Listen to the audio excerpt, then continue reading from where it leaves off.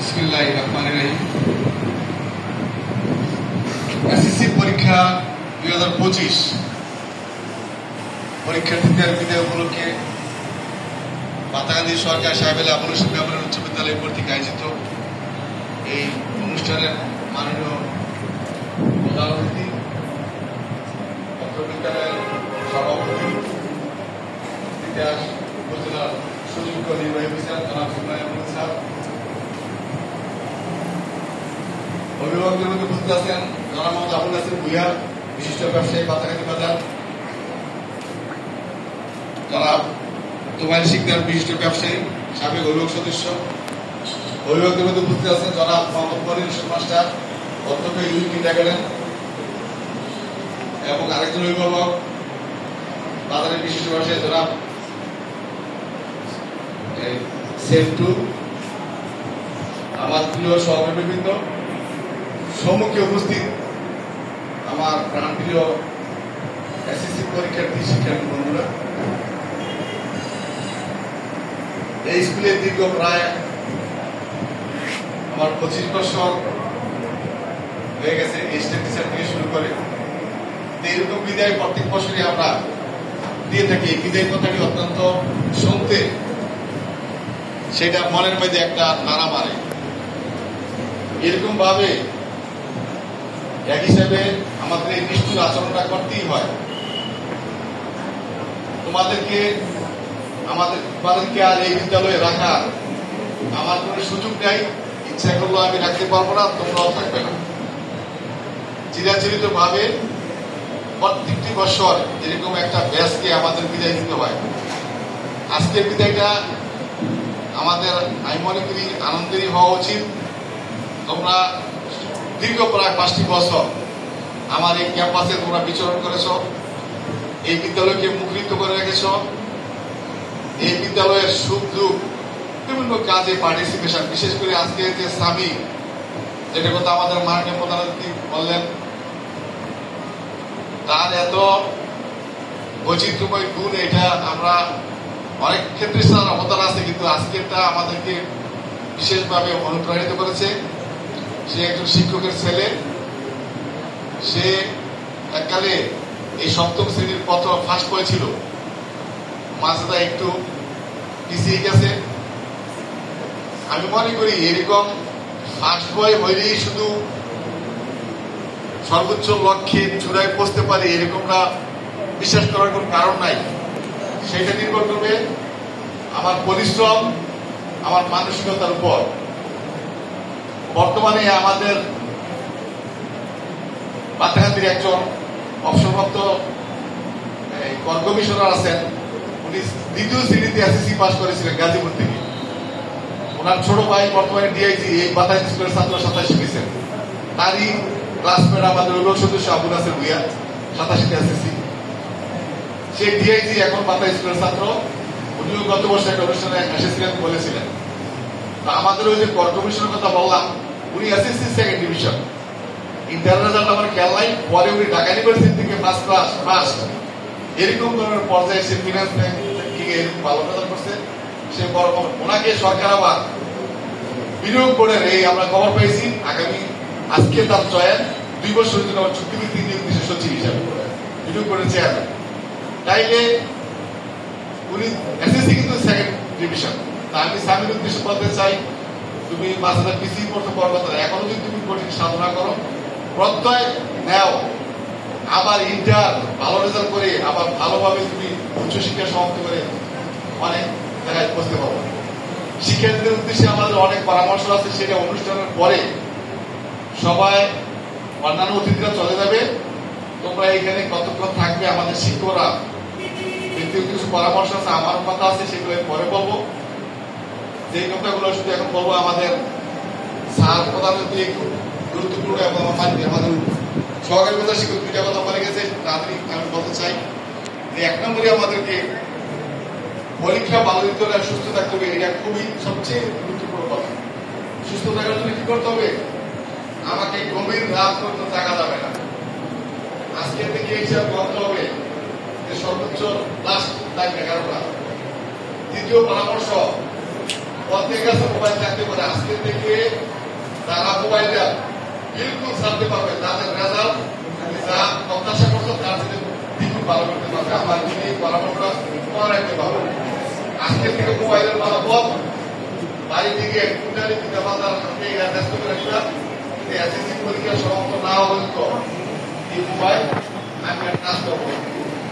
যদি এই কথা ভালো করতে পারো, তোমার ফলাফল না পাও, তাহলে সরাসরি আমাকে পরে বলতে পারো।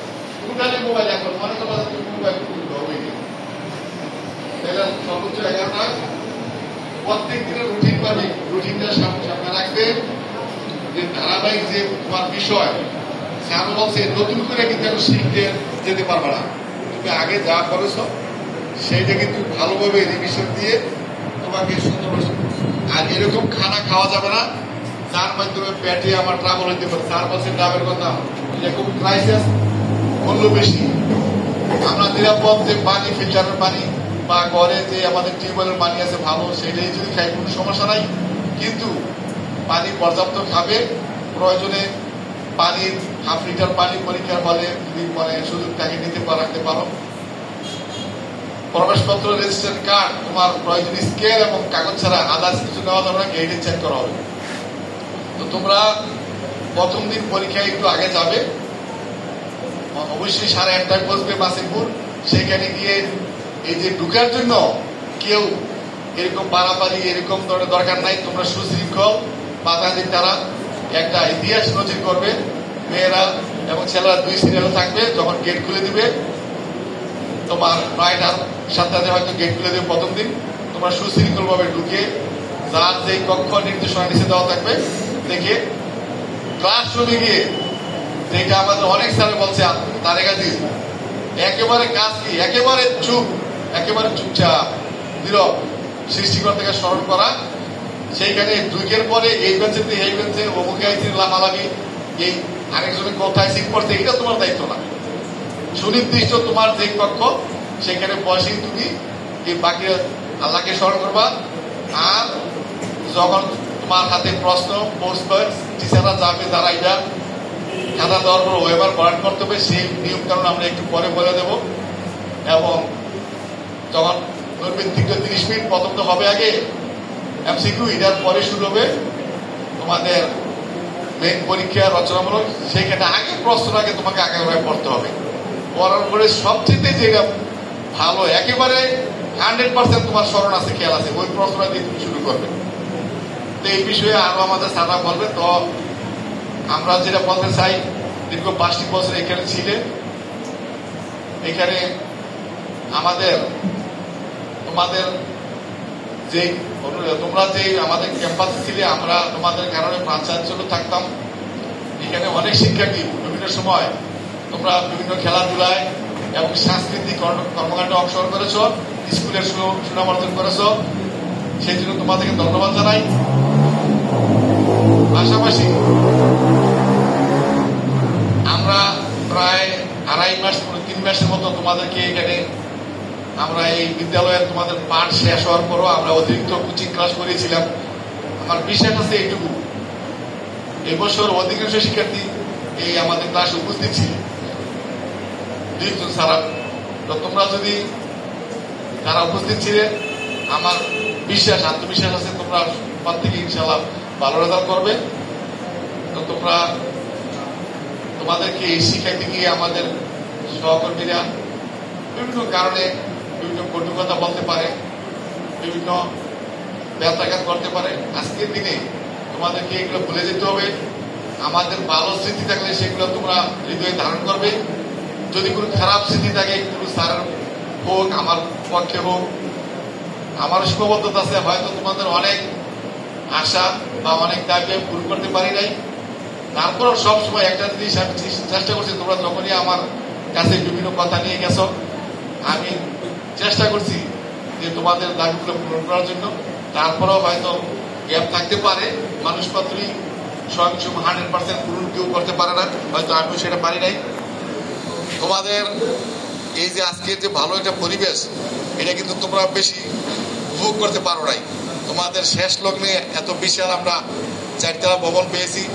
এইখানে এই 3য় তলাকে আমরা এরকম অনুষ্ঠানের জন্য বরাদ্দ রেখেছি। তারপরে মাঝে আমি একটা পার্টিশন দিয়েছি, এইখানে ক্লাসরুমের কাজও চলবে। তো তোমাদের প্রতি আরেকটা বিশেষ পরামর্শ, যেটা স্যারও বলে গেছে, তোমরা যে যাবে, যাওয়ার পথে তোমরা সিএনজি যাও, যেভাবে যাও তাড়াহুড়ো করে উঠবে না, ওঠার সময় সাবধানে উঠবে, নামার সময় সাবধানে নামবে, যেহেতু অনেক সিএনজি যাওয়া আসা করবে, আরও অন্যান্য পাবলিকের যানবাহনও চলবে। আর আরেকটা কথা, হইতে পারে কোথাও একটা সিএনজি টাচ লাগতে পারে, তোমার একটু সমস্যা হইতে, এই জন্য তুমি নেমে গিয়া ট্যারে খারাপ ব্যবহার করার দরকার নাই। হয়তো যানজট লাগলো, এইটা 2 মিনিটের মধ্যে যানজট শেষ হয়ে যাবে, অসুবিধা নাই। তোমরা ধৈর্য রাখবে, তোমরা সুস্থ থাকবে, আমরা দোয়া করি তোমরা স্বাভাবিক খানা খাবে এবং তোমাদের আনুষঙ্গিক জিনিসগুলো নিয়ে দৃষ্টিভাবে তোমরা পরীক্ষার কেন্দ্রে পৌঁছবে এবং হলে পৌঁছে তোমরা শান্ত থাকবে। তো আজকের এই আয়োজনকে সাফল্য করার পিছনে আমার বিশেষ করে 3-4 দিন যাবৎ আমার কর্মচারীবৃন্দ তারা নিরলসভাবে পরিশ্রম করছে। দীর্ঘদিন তারা তোমাদের খেদমতে তারা কিন্তু এই পরিষ্কার পরিচ্ছন্ন করছে। তারা কালকে পানি দিয়ে কিন্তু আমাদের সিঁড়িগুলো দিয়েছে। তো তাদের প্রতিও তোমরা দোয়া করবে। তারা কিন্তু আসলে সংখ্যায় কম, কিন্তু বিশাল এই পরিশ্রম করতে হয়। এই জন্য তাদেরকে আজকের এই দিনে আমি ধন্যবাদ জানাই। আজকের যে প্রধান অতিথি, তোমরা জানো যে উপজেলার কর্ণধার স্যারের কিন্তু ব্যস্ততার শেষ নাই। তারপরও স্যার অনেক আগে চিনি দিয়েছিলাম, খেয়াল আছে গতকাল আমি ফোন দিয়েছি। তারপর স্যার আমাকে কথা দিছে, আমি বাতাহান্দি বাজারও কাজ আছে, আসবো, আপনার অনুষ্ঠানে আসবো।